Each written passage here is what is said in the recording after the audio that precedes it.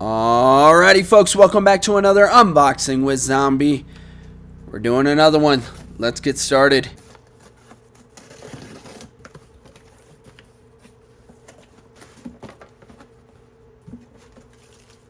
Looks like we got a Solar Floodlight 2-pack here.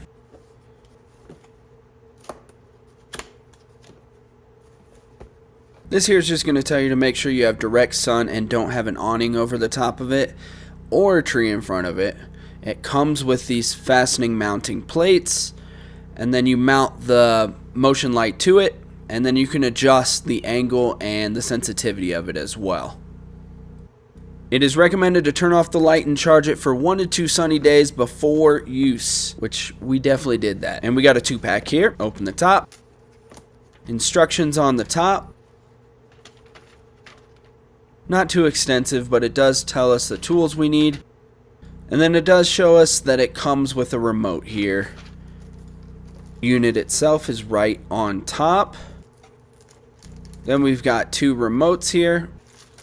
So you can use one remote for both of them. Here's the mounting plate. Here's the other unit and the other mounting plate. And let's unwrap them and see what they look like here. Nice little solar panel. Very adjustable. The lights on the side here adjust as well, up and down, left and right. Does it on both sides. You can even rotate it almost all the way around. The motion sensor is here, and then we've got a button on the back to determine what kind of mode we want to use. Alright, let's unwrap this other unit. Let's go ahead and unwrap these remotes to see how simple they are. And the battery compartment in the back, we'll just unhook that plastic there, and we'll pull out the battery just to show you guys. Looks like it's going to be a CR2025. Slide that back in. So it has 3 different modes here.